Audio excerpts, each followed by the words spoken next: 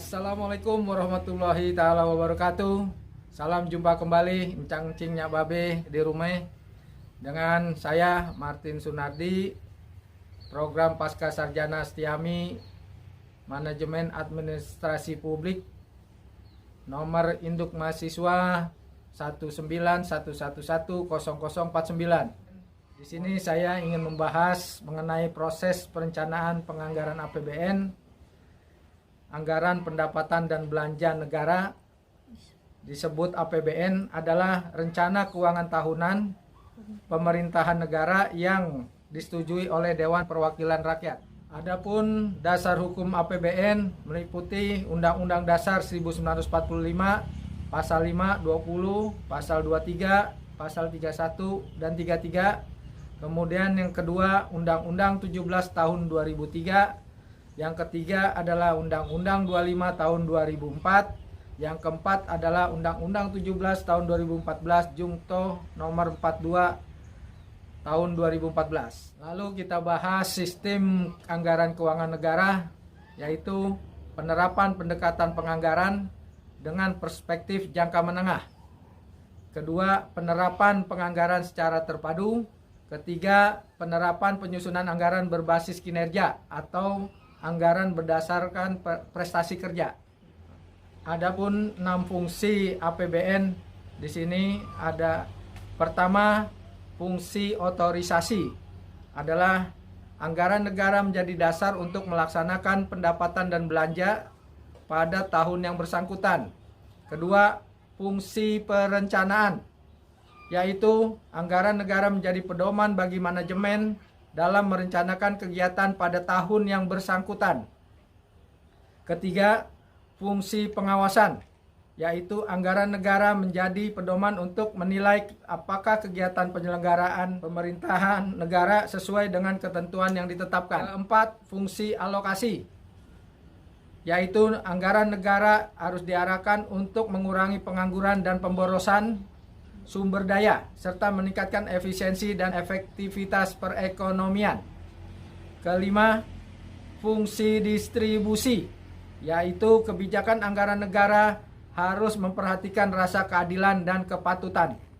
Keenam, fungsi stabilisasi, yaitu anggaran negara menjadi alat untuk memelihara dan mengupayakan keseimbangan fundamental perekonomian.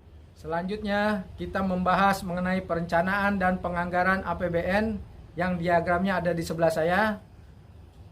Pertama, rencana pembangunan jangka menengah nasional (RPJM) nasional adalah dokumen perencanaan nasional untuk periode 5 tahun.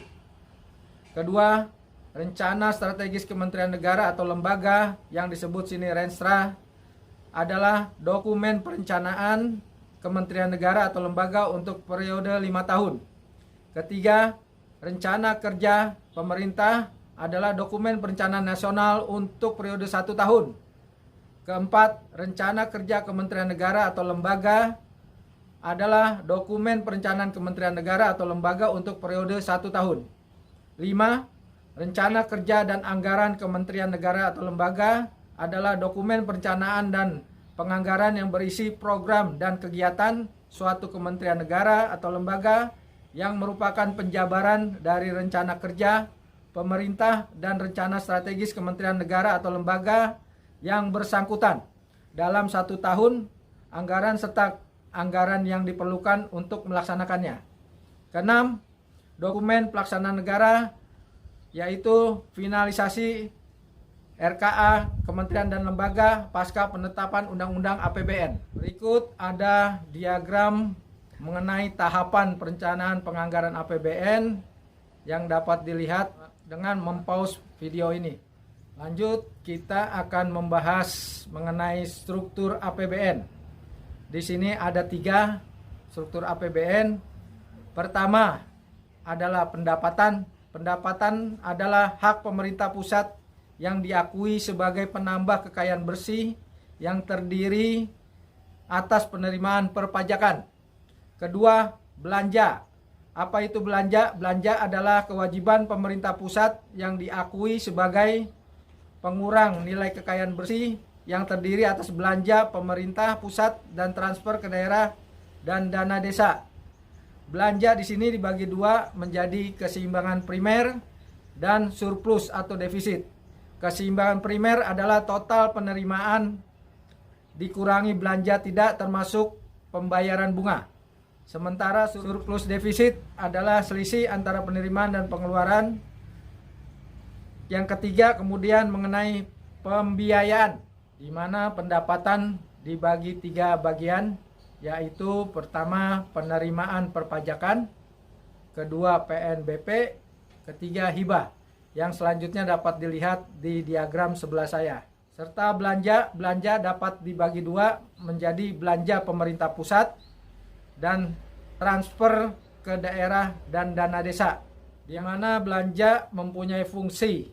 Pertama adalah pelayanan umum pemerintahan, kedua pertahanan, ketiga hukum, ketertiban dan keamanan, keempat ekonomi, kelima lingkungan hidup, keenam perumahan dan pemukiman, 7 kesehatan, 8 pariwisata dan budaya, 9 agama, 10 pendidikan, 11 perlindungan sosial.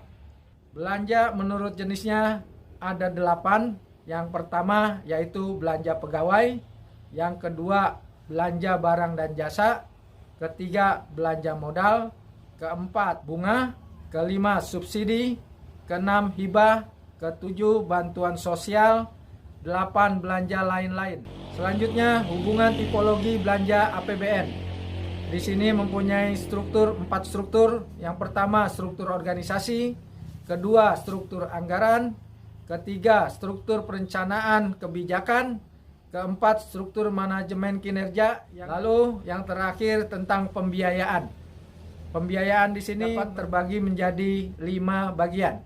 Pertama, pembiayaan utang, kedua pembiayaan investasi, ketiga pemberian pinjaman, keempat kewajiban penjaminan, kelima pembiayaan lainnya. Demikian yang dapat saya sampaikan, kurang lebihnya mohon maaf yang sebesar-besarnya. Salam hormat, terima kasih kepada rekan-rekan semua, encang-encingnya Babe. Wassalamualaikum warahmatullahi wabarakatuh.